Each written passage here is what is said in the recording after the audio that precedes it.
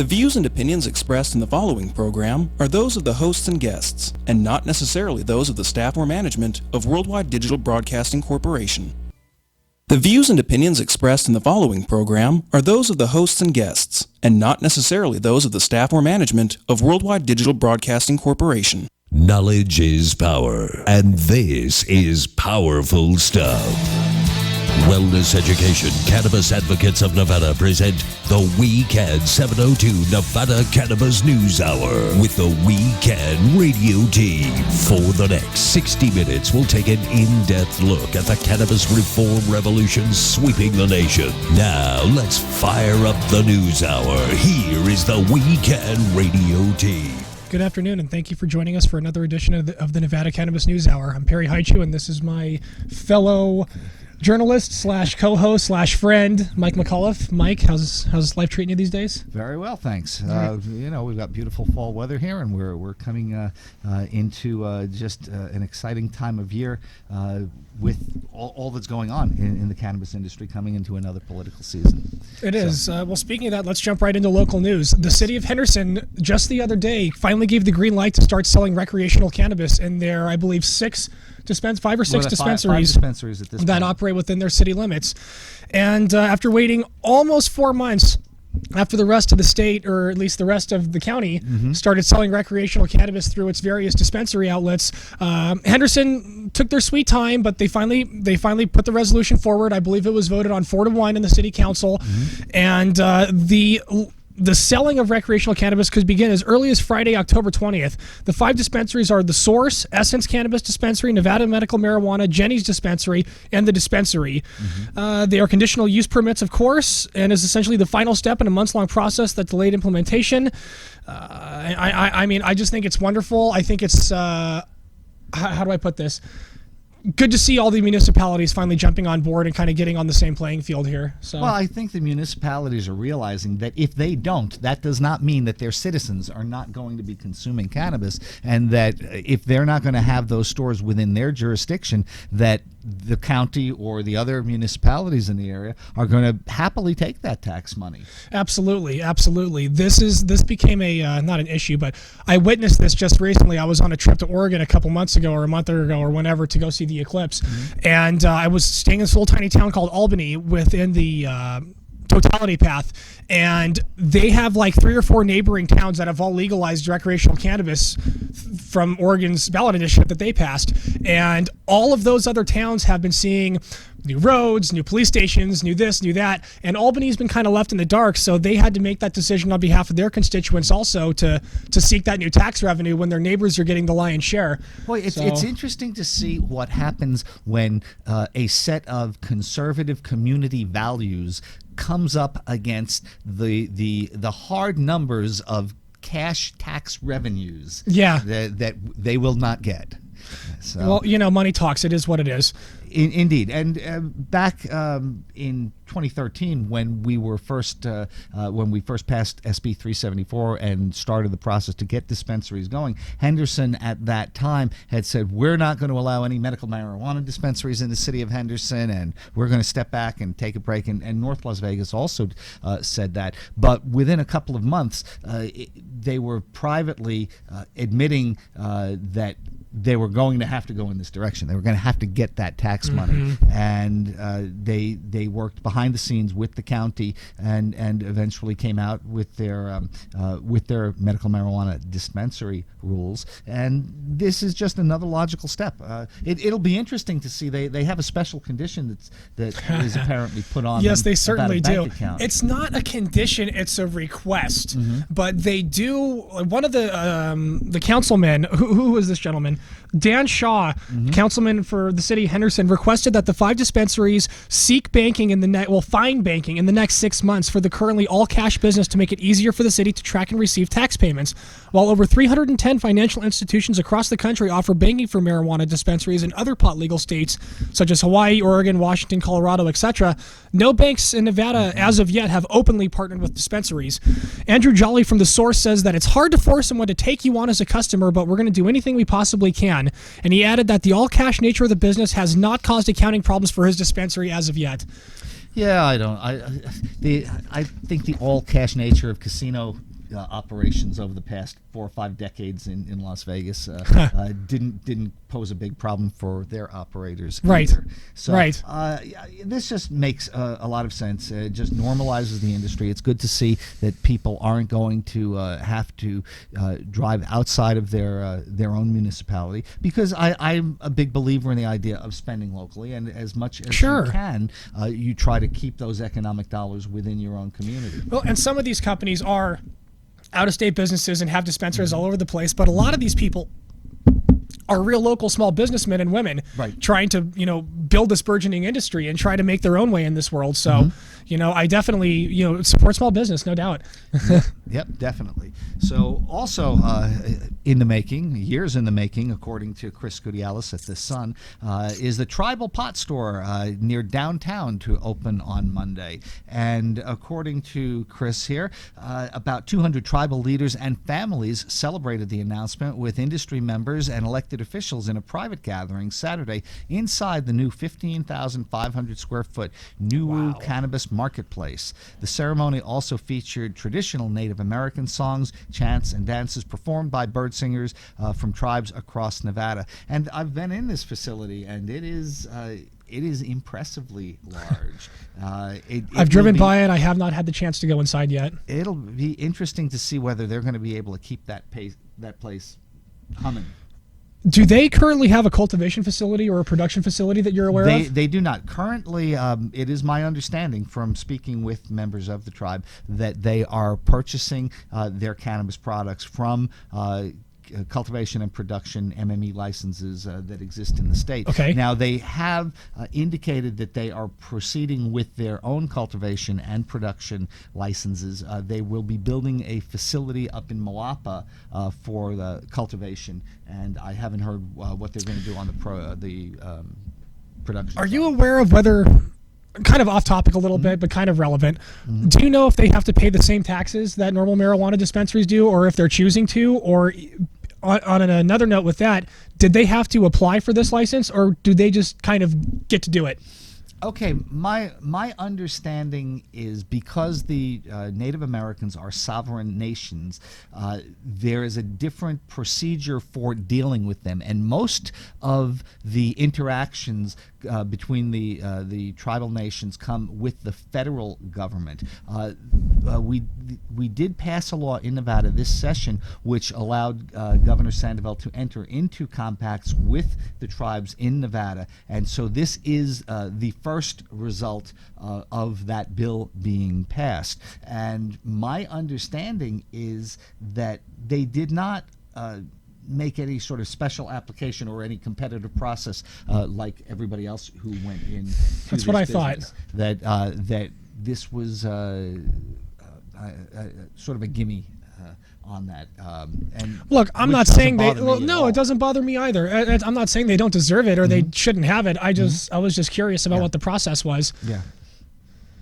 So, back to the article here, they say that Benny Tso, the chairman of the Las Vegas Pirate Tribe, said the road has been paved and we will excel at the highest level. This is special here in Nevada, and we are privileged to be a part of it. And the store, the Nuwu, whose name translates to the Southern Paiute people, is on a 2.5-acre parcel next to the Las Vegas Paiute Tribal Mini Mart at 1225 North Main Street.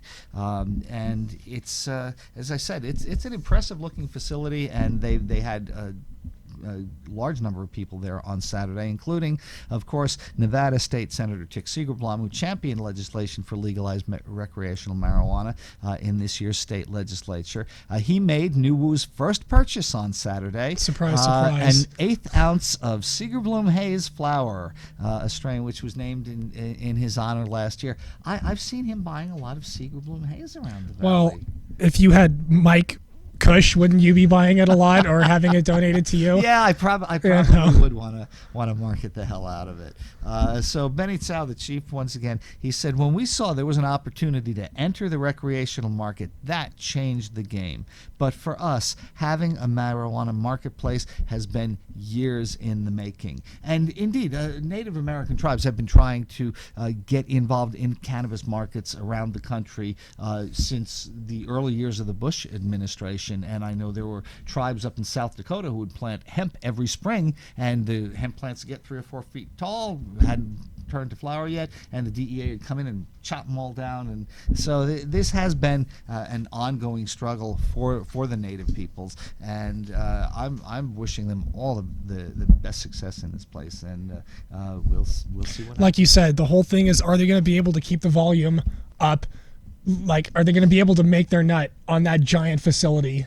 Well, that's a fair question, but I would say they're probably they own that land with no mortgage on it. The tribe seems to this tribe seems to be better off financially than some others I've seen in Arizona. Their proximity to downtown Las Vegas, that smoke shop, has helped them get some monies going. So and the building that they put up was.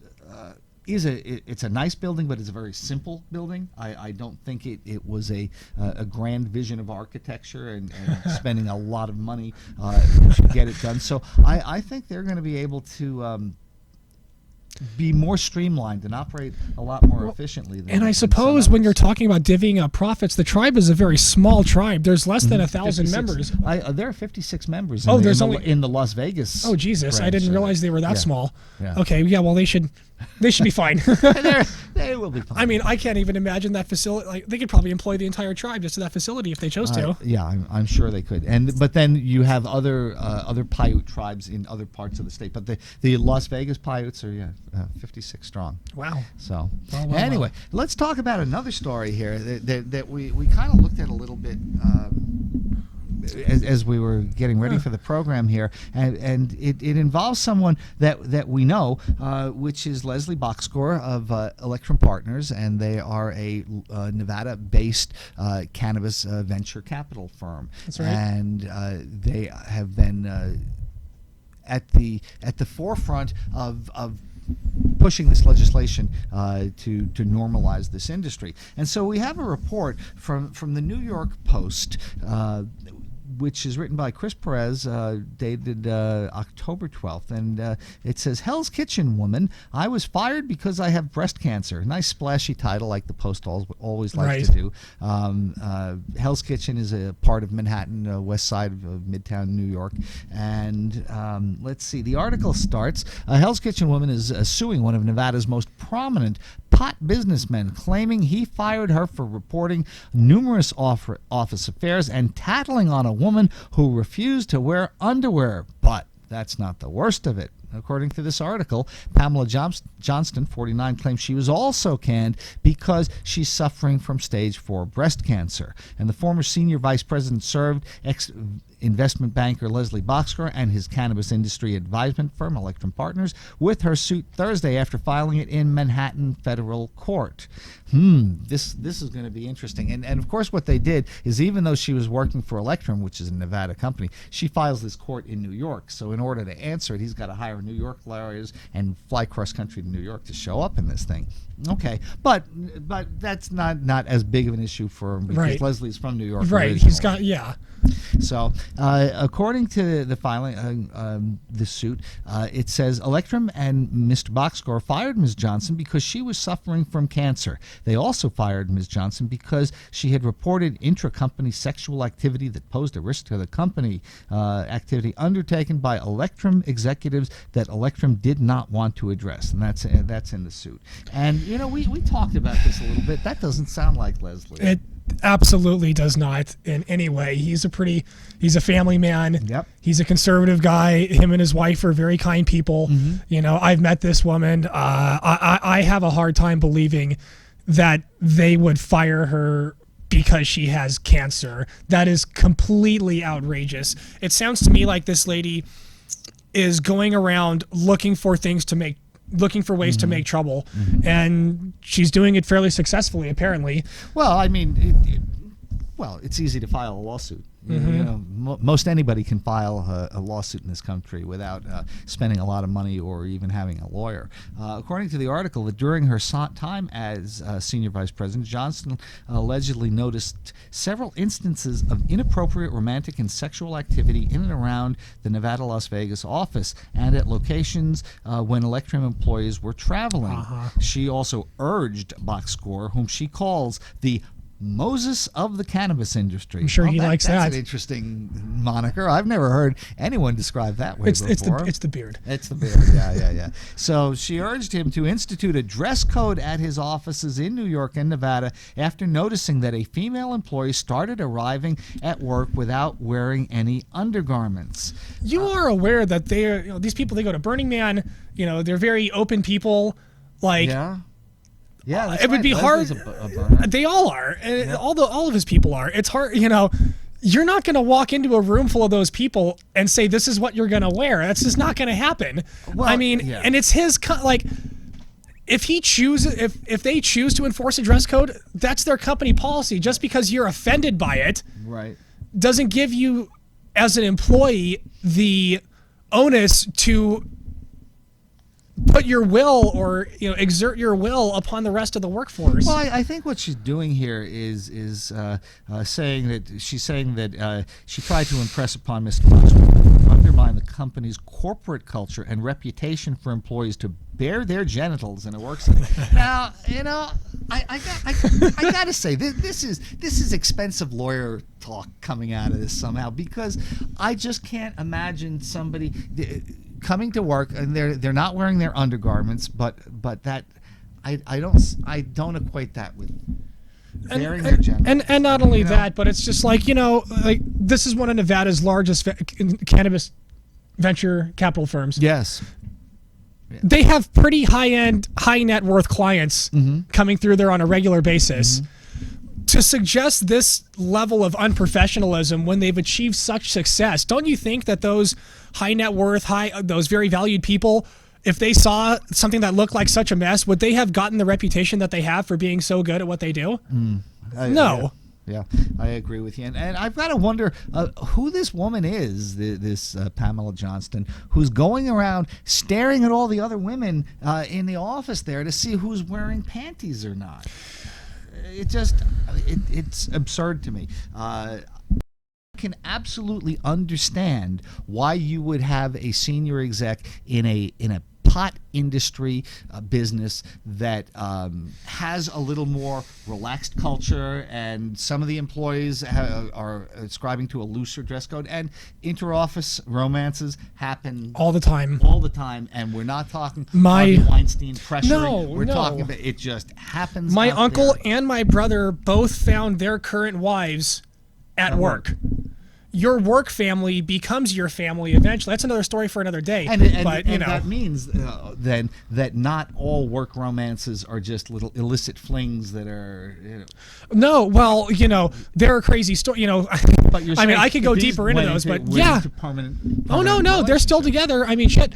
Danny's been with Amy for 20 years, and my brother's been with Vicky for 15. So yeah, I can absolutely understand that Leslie would fire this woman for these petty issues, which to me amount to slut shaming, and I can certainly get why he wouldn't want to have her around in that case.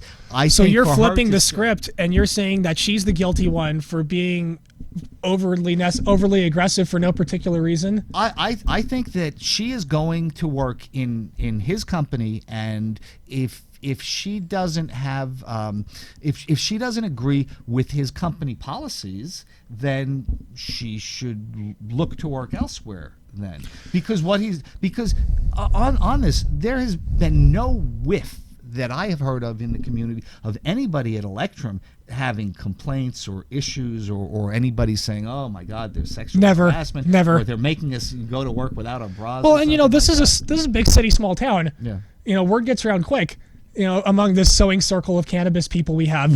So, But it's interesting. This woman lives in Hell's Kitchen, New York. So that's the West 20s to the West 40s in Manhattan. And Manhattan, New York, is a very democratic, progressive place. You don't have a whole lot of Republicans living in Hell's Kitchen, and so I can't believe that this woman is so righteously offended by other people's dress considering codes. the political climate, interesting. Yeah, So am I flipping? I never thought of that. Making her a guilty party? Well, I just think that if she makes a comment that hey, the dress code's a little off here, and the CEO of the company says I'm fine with that, then it's done. It's over with. It's not as if these are publicly held corporations that are having shareholder votes and this and that and everything. Sure, privately held. Yeah. And in the pot industry, if they want to run a little freer in a dress code, that's their business. I just don't see that as being an outside issue. And if she has an issue with that, and apparently, to me, for her to be fired for reporting numerous office affairs as well, it means that this woman is just a gossip.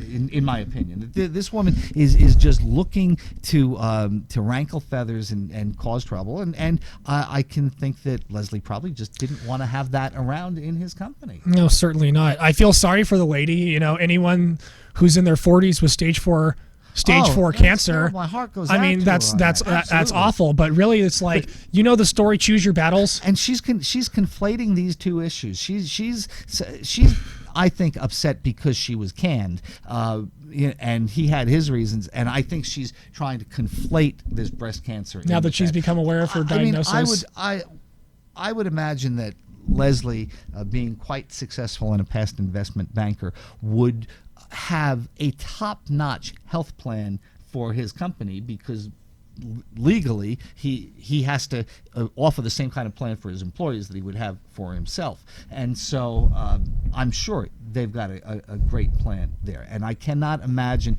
that he would fire this woman because she's got cancer. That just does not seem like him at all.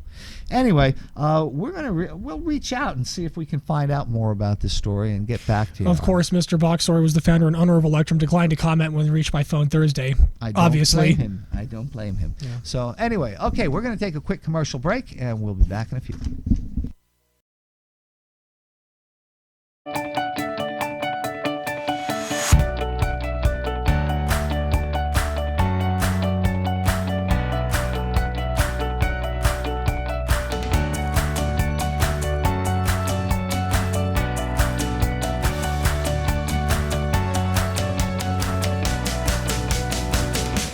Retrospects is a purveyor, if you will, of historical eyewear. Retrospects is located on the second floor, right across from the chandelier bar. So when you look at our store from the outside, it looks like there isn't much going on in here. And then you open the drawers. We actually carry authentic pieces from the late 1890s to the 1990s. We have almost 3,000 pieces in here. It's like a treasure trove reveal. We do have a collection of new glasses that we have reproduced ourselves. It's called the Cuthbert and Chen collection. The safe is our jewel. It's our baby. We love it. It's from 1903. It weighs as much as a car. It's solid steel. We use the safe to hold our most precious pieces, our museum collection, if you will. People come in to find glasses that are not something they're going to find everywhere else. Not something all their friends are wearing, and something that they can tell that story. We sell stories as much as we sell glasses. We have pieces that we can associate with very famous people from history, movies, special events that happened in the past. And some of the favorites are the Ray-Ban shooter that Johnny Depp wore in Fear and Loathing of Las Vegas, the beautiful frame France Parisian plastic aviator worn by Bruce Lee in Enter the Dragon. Retrospects is not just about glasses. It's about the experience. It's about how these glasses make you feel. We are a full-service optical shop somewhere where guests can come to get repairs, restoration, can put their prescription in, can get them a quick pair of sunglasses for the pool, and can give them a really great, just fun experience.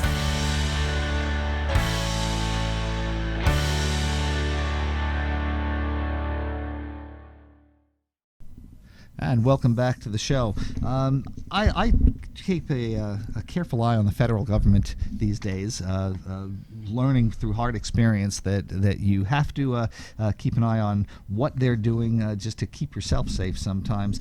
So we have an article here from Huffington Post by Matt Ferner called "DOJ Admits That It Isn't Legal to Keep Prosecuting Washington State Medical Marijuana Users." And the article begins that the Department of Justice has agreed with defense lawyers that 5 Washington State residents, including members of the same family who said they grew and used marijuana for medical reasons, had complied with state law, and that the U.S. government shouldn't have pursued federal charges against them.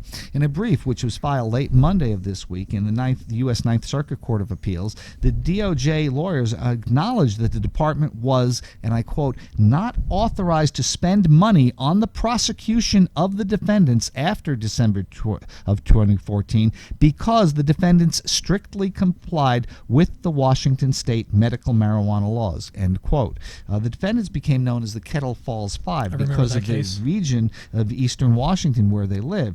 3 have been facing prison time following the death from cancer in 2015 of Larry Harvey, the patriarch of the family in the case, and the plea deal taken by a family friend, Jason Stucker, to testify against other defendants. So he's died since this has happened. The remaining 3 were sentenced in 2015. Rhonda Firestack Harvey, the wife of Larry Harvey, was sentenced to a year and a day in prison. Her son, Roland Gregg, 35, was given a 33-month prison sentence, and his now ex-wife, Michelle Gregg, was sentenced to a year and a day. Just enough for a felony. Yes. Also were sentenced to 3 years of probation. Well, no, a felony is any crime which is punishable by more than a year in prison. But I hear this is the deal they so often cut. Well, okay. I can give you the reason why. The year and a day is something that I learned when I was briefly visiting Pahrump for a few days, and if a judge, in this case a federal judge or any judge, sentences you to a year, you're going to have to serve that full year. 365 days you are there. However, if you are in excess of a year, then you are eligible for various good time behavior and other things that come in. So many times you will see plea deals come for a year and a day, because that means that that person will now be eligible for parole on a state level after 3 or 4 months, and on a federal level after doing 85% of your time. So rather than sitting in jail for a year, you're actually sitting in a jail for 5 or 6 months, and then going to a halfway house for another couple of months, and then you're home after 9 months. I see. It's that 1 day difference in sentencing makes a significant difference for defendants getting home more quickly.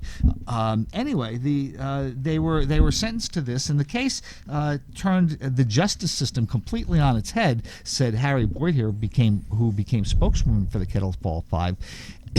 Excuse me. Here we have prosecutors admitting that it's the DOJ who is breaking federal law, not the other way around. The 5 were originally charged with distribution of marijuana, conspiracy to distribute, and a violation of firearms laws, all of which carried harsh prison sentences. And in federal cases, a firearms violation carries a 5-year enhancement for the first instance.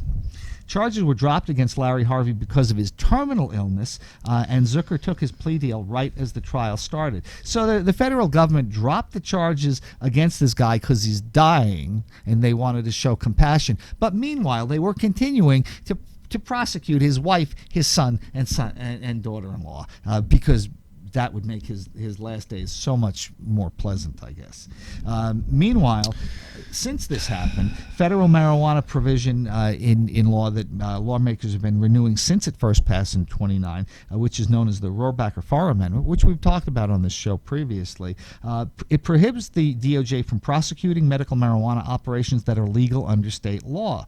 And the court determined that Rohrabacher-Farr prohibits DOJ from spending these funds for prosecution, and that prosecution extends to the expenditure of DOJ funds even if the prosecution was properly initiated prior to the enactment of this. So even though these guys started the trial against the defendants prior to this rider on the spending bill coming into effect, once that did, they lost any authorization to continue with the case. So from 2014 on, they should have stopped and ceased. So despite all of this, and despite the admissions from the DOJ, the brief did not recommend that the charges be dropped against the three defendants. Instead, it urged that further proceedings in the case be bumped back to a federal district court. And of course, the family's lawyers are going to be the original incident occurred before the rider was implemented. Yes. So they're looking for retroactive recognizing of said rider, No. or they're looking to have all of the prosecution from 2014 forward thrown out, because if the crime was committed in 12 and the charges were filed in 13, how would that apply? Because as soon as Congress deauthorized the Department of Justice to spend $1 on prosecution of state-compliant medical marijuana crimes, then the office of the Assistant U.S. Attorney's Office in Washington then lost their legal authority to spend any money on anything from the salaries of their people to the secretaries the paperwork to the Xerox copies, anything like that. So the government is free to make these prosecutions as long as they do it pro bono. Well, which is not going to happen because money has to be. But not even if the Department of Justice did that, it could be argued it's not completely pro bono, because you're still wasting the judicial branch's time, because they're the ones who have to entertain all of these trials, right, and everything. So the DOJ is now admitting that they illegally spent money on this, and as a result, I would think the case should be dismissed forthwith, but we're going to see what happens with this. No doubt. We'll see what comes of it. Hopefully they get their justice.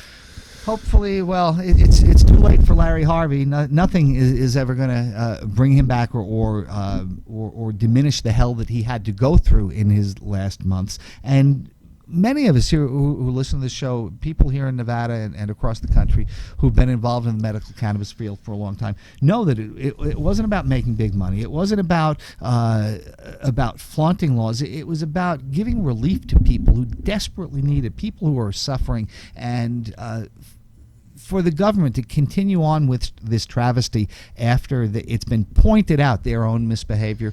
Well, we'll see if they stoop to that level. Who knows? So we're also seeing other things happening around the country. I had a story out of Colorado. It's by Christopher Ingraham, and it's basically the title of the article is "Legal Marijuana is Saving Lives in Colorado, So Says a Study." Marijuana legalization in Colorado is leading to a, quote, reversal of opiate deaths in the state, according to research published in the American Journal of Public Health. After Colorado's legalization of recreational cannabis sale and use, opioid-related deaths decreased more than 6% in the following 2 years, writes authors Melvin Livingston, Tracy Barnett, Chris Delcher, and Alexander Wegener. The authors stressed that their results were preliminary, given that the study encompasses only 2 years of data after the state's first recreational marijuana shops opened in 2014. While numerous studies have shown an association between medical marijuana legalization and opioid overdose deaths, this report is one of the first to look at the impact of recreational cannabis laws on opioid deaths. A lot of, how do I put this, non-medical or recreational states, such as Ohio, West Virginia, etc., are seeing a sharp spike in opioid-related deaths, while this state has seen a turnaround. Supposedly, opioid deaths have fallen more than 6.5% in the following 2 years, according to another study. Now, is this a solution we need? I don't know. I don't think that cannabis is, what did Jack Herrera say? I don't know if hemp and cannabis can save the world, but I know it's the only thing that will. Yeah, really. So, that's kind of a broad-based statement, and I don't know if it's a cure-all for all opioid use, but anything that can make a dent in the pandemic that we're seeing is a positive step forward. President Trump's new drug czar that was nominated recently had to withdraw his name from contention, and the story I hear from the campfire is that was because he's in deep with the companies that are pushing these opioids. Basically, what he did was he does seem to be in deep with some of the pharmaceutical companies, and apparently he shepherded legislation through that made it more difficult for the DEA to go after the big pharma companies who are supplying these millions and millions of opioid pills that are killing 47,000 people a year in the country currently. And so for him to be the drug czar, it really turns that whole definition on its head. He's there. He would be there at the behest of big corruption pharma. is corruption in the United States government, like peas in a pod. But it's nice to see someone be like, hey, there's a conflict here. Let's go ahead and put a stop to that instead of saying, hey, buddy. Yeah. Walk on through. There seems to be a lot of that camaraderie among politicians, regardless of what is right for the country. So yeah, there sure is. But I think what's happened here is you had a lot of people in the activist community who alerted the press, and now that we have beyond just the old fourth estate of the traditional major media, there's so much social media out there, and so many things are getting out to see the light of day that fortunately this guy, who would have been terrible as drug czar, didn't even get to the point of getting a hearing. I think that if we have a citizenry that can be alert enough to stop some of these guys before they get too deep into power, that's going to help us all. So I'd like to see what the other states that have legalized recreational cannabis, like what their stats are going to be in the next year or two. Alaska, which has a big opioid problem, Nevada, California, Oregon, Washington, etc. Like, we have one state. What about the other 6 or 7? If we can compile this data. Well, this is all new data. This is and so this is all a field of study that is just starting to happen now, and so I'm sure those numbers are going to come in over the course of the next couple of years. You do see in these studies that there does seem to be, and not only in Colorado but in other states that I see, there does seem to be an increase in the number of cannabis-related positives when people are being tested after vehicular accidents. But you cannot even say that that's because they were under the influence, because cannabis stays in the system for so long. So there are numerous social changes that are happening now that we see legalization in 8 states, and so we're going to be following these trends over the next few years as they develop. Speaking of trends about people evolving on issues. Oh man, I'll tell you what. We're just gonna run a few quotes here. If those of you listening out here get on the line much, and you do if you're listening to this show, go to Vice.com and take a look at their new interview with Senator Cory Booker, and the Democrat article, from New Jersey. Democrat from New Jersey, from Newark. The article is titled "Cory Booker Explains Why He's Making Legal Weed His Signature Issue." And even before getting into it, the idea that you have a U.S. Senator who is being considered by many to be on a short list of viable candidates for president in 2020. That's so funny you would say that. You took the words right out of my head. Hillary Clinton is, for some reason, still the leader of the party as far as I'm concerned. She's on TV constantly. She's all over the place. She's on a book tour. But look, that's fine. But it's like the party needs to look for their new leaders. Oh, absolutely. They need to find their next guy, and they've been shirking that responsibility because they're still upset about what happened in November. I will bet anything that Hillary Clinton is not going to be the nominee in 2020. Yeah, did you hear? So. Yeah, Trump's ready for her to run in 2020. He wants her to run. Of course he does. Of course. But yeah, like this to me, this is the guy. Cory Booker. I'll tell you what. Cory Booker. I also like Gavin Newsom a lot. I think they'd make a great ticket. So anyway, it's a great article, but and great interview. But let me read you just a couple of quotes from Cory here, because they are so spot on. He talks about his political evolution of support for marijuana law reform, and he says, I have been making the analogy to marriage equality. It was not that long ago that I was so frustrated that everybody from President Obama to Secretary of State Clinton were not in favor of marriage equality. But before you knew it, people were talking about it and pushing for the change. I don't want to start waiting. I don't want to wait to start calling for what's right when the political climate might seem advantageous. There is no time like the present to fight for what's right, to advocate for justice. There is no doubt in my mind that the federal government should not be in the marijuana prohibition business. It's making us less safe. It's costing taxpayers too much money. It's violating our values.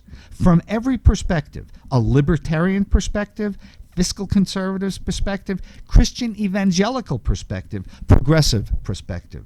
Marijuana prohibition is just wrong. Wow, that's some pretty powerful stuff there. And he's right. From every perspective there, you can point to why this failed government policy is a disaster for the American people. Absolutely. Senator Booker also weighed in on how soon his Marijuana Justice Act may be enacted. And just briefly, the Marijuana Justice Act is an outgrowth of his Carers Act, which is currently being debated in the Senate, which the Carers Act will offer protections for medical marijuana patients. But the Marijuana Justice Act would take the federal government out of the pot business and begin to redress some of the wrongs that war on drugs has caused. And he says that I hate to be dramatic about it, but I don't see a pathway to passage right now. And this is what I mean by at least he's reasonable. Dramatic. Yeah.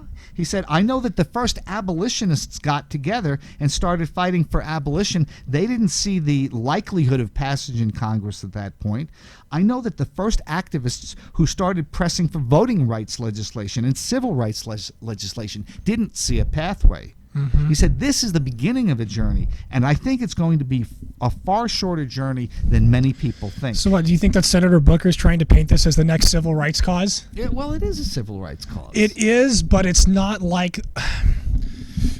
A lot of the civil rights causes are based on the premise of we're born that way and there's nothing that we can do to change who we are, so you shouldn't punish us for being who we are. This is like, if it's medical, it's not so much a choice, but recreational, we're choosing to seek this out and be that person. We're not born that way, we're choosing that way. So a lot of people, I think, are going to have a problem trying to lop that in with the civil rights argument. Now, I agree with you. I think it's definitely a civil right to be able to put what you want in your body and to be who you want to be. But when you look at that objectively, I think you're going to have a hard time making that case to middle America.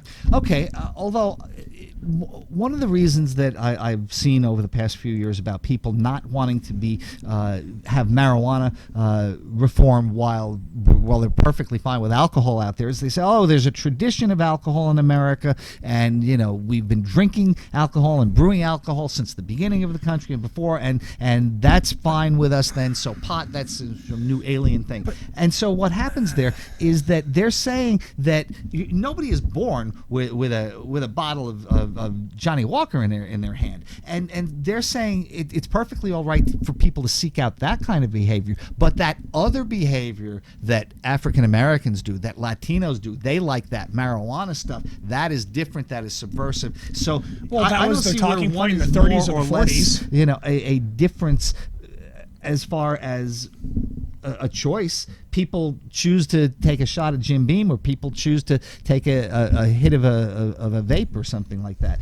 And so I think if you take and make something illegal that more particularly affects one class of people or another subset of people, then that's where the civil rights issue comes into it. Right. At least from my perspective. So I think that Cory Booker is going to need a lot of support from people to get this done. It's going to take a long time, but as he says, we are on the right side of history. And no doubt about that. Abraham Lincoln said, no prohibition law has ever withstood the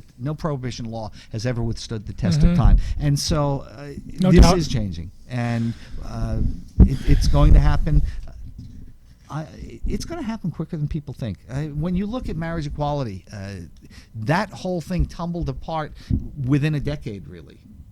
But okay, on that note, though, even even when you think you got a slam dunk, you don't have a slam dunk. I think I talked about this last week or the week before. Speaking of gay marriage, people, the United States, the populace, basically, or the left, whoever you want to call it, basically thought that war was just about won until California happened.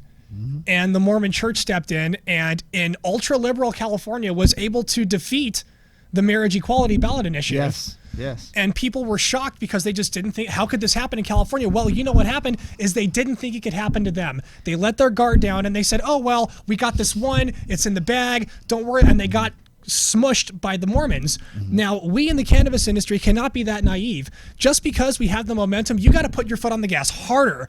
You can't let up now, because they who are in the shadows seeking to undermine us are still waiting. Oh, yeah. They are just waiting for an opportunity. Beauregard the elf? Yeah, absolutely. I heard him say the other day that he's ready to investigate new research facility. Like the University of Mississippi is the only person. He says that they're looking at new applications. He's like, but we don't need 26 of them. Right. But he's like, we admit we're going to need a couple more. So even, fucking Beauregard is coming around. You're getting a little bit of movement there. Anyway, we're running out of time quick, so we got to take another break, and then we're going to come back with a very special guest, and we'll see you in a minute.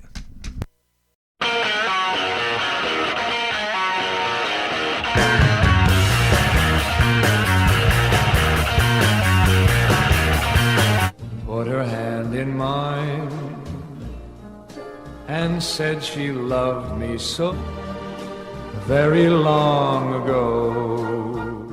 Hey, how's it going? You can just throw your name up on the list and we'll get right to you. Yeah, thanks, dude. Thanks for coming in. Let me just clean this spot up and then we'll get right to you.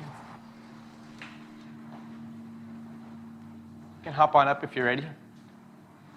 Welcome to the shop. You need a shave too, though, right? I don't know if I would accept a shave from somebody who's unshaven. I look like a child when I have a clean-shaven face. No, I wouldn't want a child cutting my hair. And I'd also need to know that the blades have been sanitized thoroughly. I can guarantee you that the barbicide is 100% authentic, and these are sanitized tools I'm using. Well, what is the... Have you ever gotten a straight razor shave? Is there any other kind?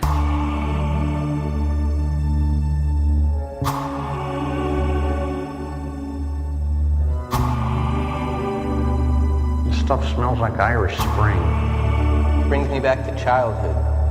Did you grow up in a chemical plant? Hurry up. Yeah, well, you know. Now you look like $1 million. Well, that's your job. I'll be sure and mention your facility during my show tonight.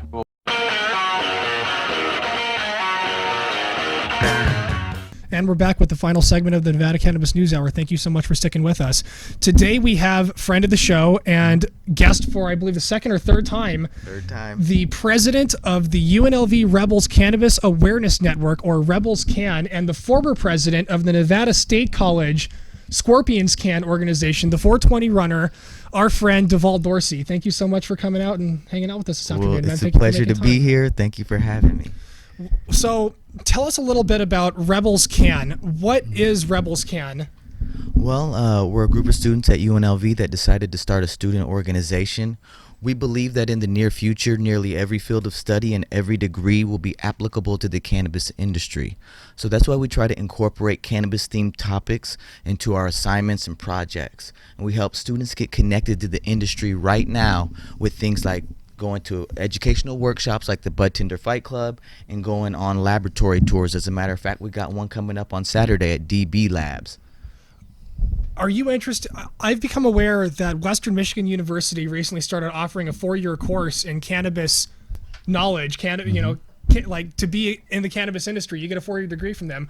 Are you looking to push the Nevada curriculum in Nevada in a similar respect at some point, or is that really not on your agenda right now? That isn't on my agenda, but the winds are kind of telling me, I'm kind of foreseeing that in the future, after I get my master's degree, I'm a graduate student at UNLV right now. After I get my master's degree, I may go on to get my PhD, but I'm kind of feeling like in the future, UNLV may tap my shoulder to start working on that curriculum here in Nevada. Fair enough. they've already had the first ever cannabis course for college credit that was last year in October 2016, taught by John Hudak of the Brookings Institute at the historical Fifth Street School. But it was for UNLV college credit. That was the first class. It was only one credit, and and what kind of class was it? It just was like an it overview was or something? yeah, it was like an overview. It was it was called something like a marijuana policy in 2016 and beyond. Marijuana policy in the United States in 2016 and beyond. It didn't either support or oppose it. The class was just having a bunch of information. As a matter of fact, John Hudak wrote a book called A Brief History of Marijuana, or It's a Marijuana, A Brief History, and that was the book that we used for the course. During that course, we also got to take a tour of Silver Sage Labs and cultivation. So that was a pretty big deal, and that's something that we want to try to be back. That course was an intensive course. It was only 3 days. It was an intensive course for 3 days, but it is something that we are trying to bring back. I was just going to ask, is UNLV planning on running that course again, or was this a one-time experiment that they were just trying to gauge the sentiment? Well, I think it was kind of like a one-time experiment to gauge the sentiment. Also, the build up to November 8 was about that time where we were having the vote, so it was kind of fitting for the time. I think they were hoping to get a lot more students on board. The class was a graduate course, but it was open to undergrads and people of the community. And so when we had the class, I would say there was about 5 people from UNLV that signed up. This was a public policy course, so most of them were from the public policy school. And then there was 5 community members that signed up, so about 10 students. Small class, it was a small class, but now that we have this organization going, that's one of our goals for the year, is to get students on board, reconnect with the professors, let them know this is something that we want to do, and get this back on the as an enrollment option in 2018 in the fall or 2019. What's the response been from the administration? Are they supportive of your efforts to educate the student body and the staff about cannabis activism, or are they a little hesitant to have you guys active? Or Well, I haven't spoken directly to the administration, but there was a letter that went out from the president last year during the school year and this year during the school year, just kind of reminding students that although there's been a lot of legal changes in our local community, that doesn't affect anything with the student code of conduct and the policies on campus. So regarding possession, etc., you could still be Public jeopardizing use, your etc. federal funding, scholarships, and stuff like that, your financial aid and stuff. So now there is a conversation going on because some of these businesses are offering internships, and that's one of the things that we promote is like we said, careers in the industry after you get your degree. And so a lot of these businesses are offering internships, but the disconnect comes in because they're trying to contact the students, but the school isn't able to promote these internships on their official internship website. There are little Right, because an internship is a partnership really between the employer and the educational facility. Exactly. And if UNLV is not on board, and I discussed this with Commissioner Christian Kiliani not too long ago, where the UNLV problem is they do receive part of their funds from the federal government, and so they can't really do anything that will be seen as promoting anything to do in a cannabis space. What you're talking, a public policy intensive course, okay, that can be done, but I don't see how UNLV can start teaching cultivation or bud tending courses or anything like that until we have these federal changes. Well, one step in the right direction that we had the other day, there was a nurses networking conference they had there. They offered 5 CEUs, continuing education units. And so with that, a public policy course, with the Nurses Network Conference, these are different steps that were taken in that direction. And it's true that, like you said, we probably won't be able to go deep into it right now, but by the time I get my PhD, I think they'll be ready to start investigating a little bit more in depth. So you agree with Senator Booker saying that you think that this federal change is now going to come pretty quickly after all these decades of inaction? I mean, quickly, I don't know. I don't know that much. And see, one of the things over... Well, quickly in federal terms can be 4 or 5 years. Okay. Current political climate, man, I don't know. Well, that's true. I don't know. Yeah, so hopefully, my fingers are crossed. So tell us about. You also have a podcast, do you not? Yes, the Puff and Run podcast. We got the Puff and Run podcast. It comes out twice a month, once on the 4th and once on the 20th. So every month on the 4th and the 20th, you could check out the Puff and Run podcast. And we talk about the 420 cross country team, which is a cannabis cross country running. And we talk about a little bit about the stuff that's going on at UNLV and local news. Mm-hmm. So we do talk about some news, but we mainly stay on the local news. We don't too much get into the national news at this time. Tell us about the cannabis running. All right, well, the 420 cross-country teams, one of the things that we're doing is raising awareness in the running community and also the fitness active lifestyle community, because a lot of those people are out of touch with what's going on, out of touch with cannabis. They may have never dealt with that in their life, so they don't know what's going on. They believe that you got to smoke weed and get high just to experience the benefits. So we let them know about the different modalities that they can use. They could use it without the psychoactive effects, without smoking. And we're just trying to raise awareness about how they could use it as a healthy alternative to alcohol, aspirin, and pain pills, which they take, before, during, and after races as well. So is this competitive running?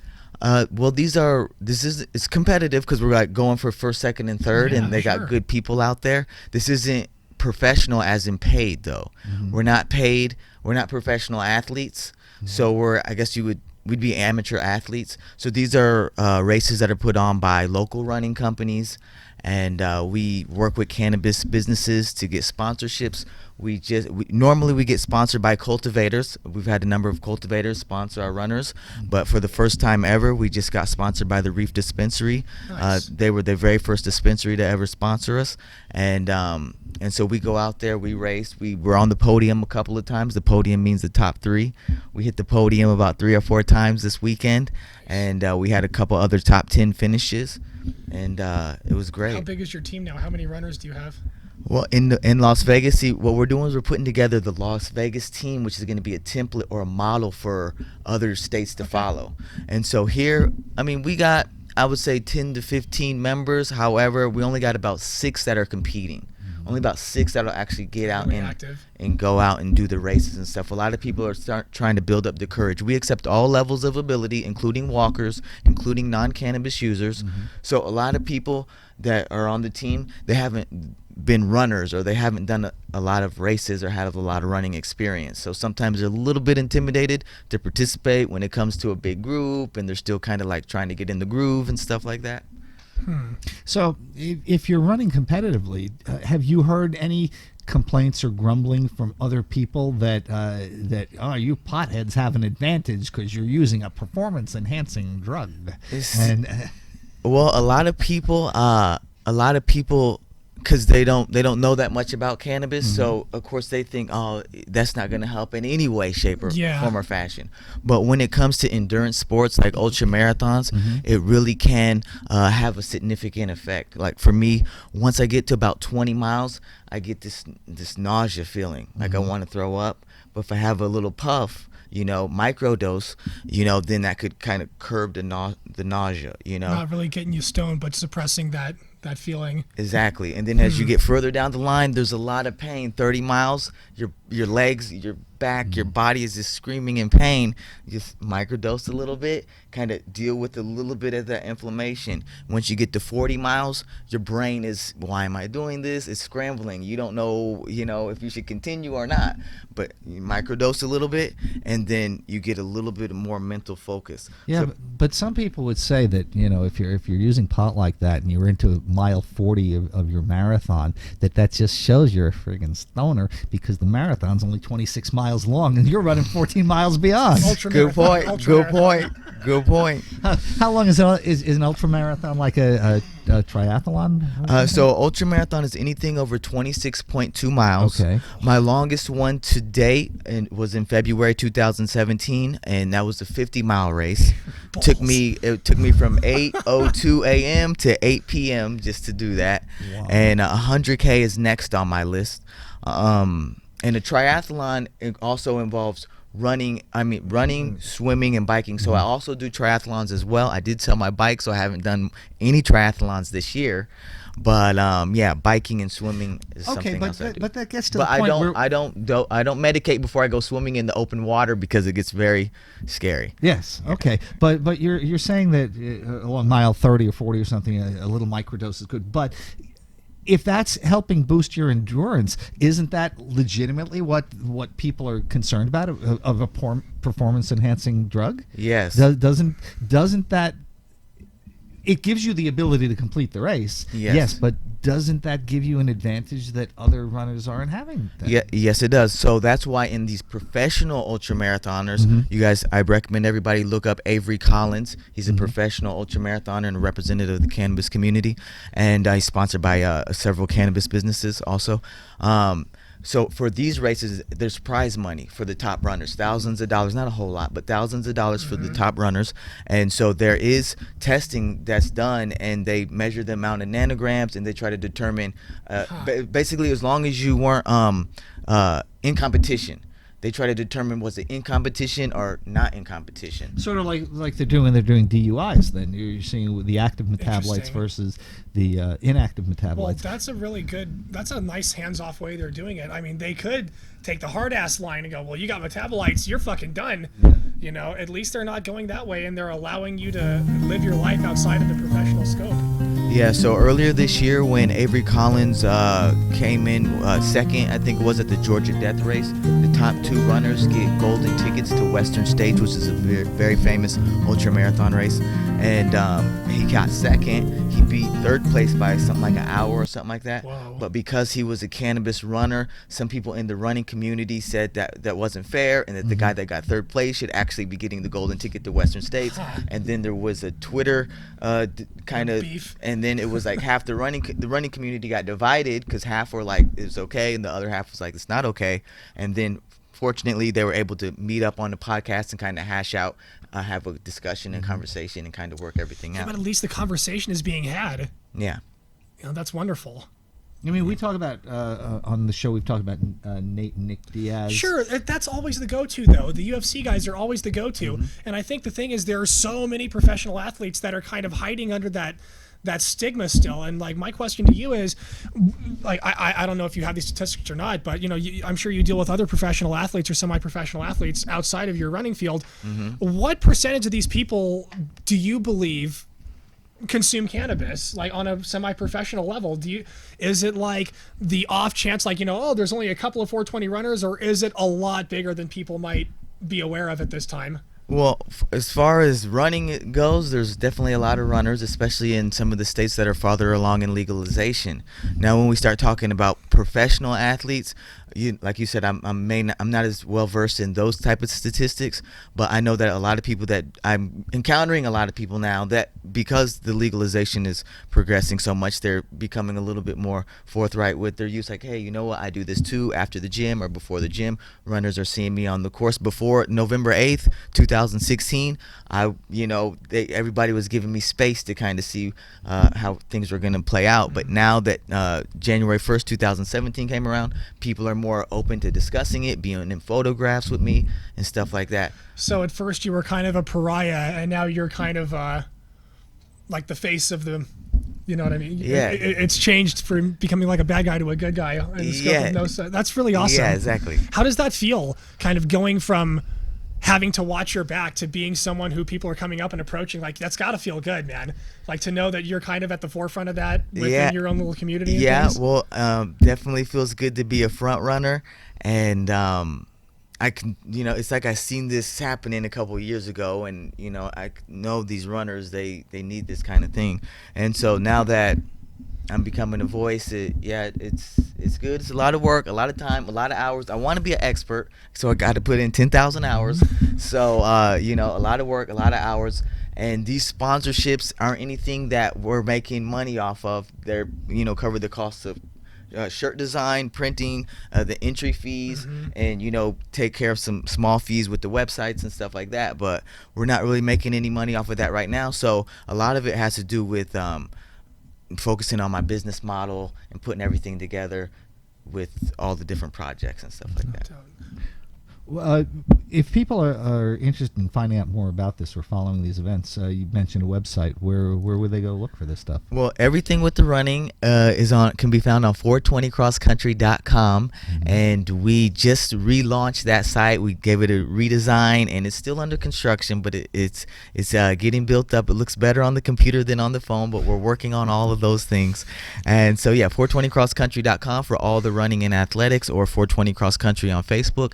And now for everything else, you can go to redefinecannabis.com, redefine.com, and that talks about all the academic projects, some other athletes, all the podcast shows, and everything like that.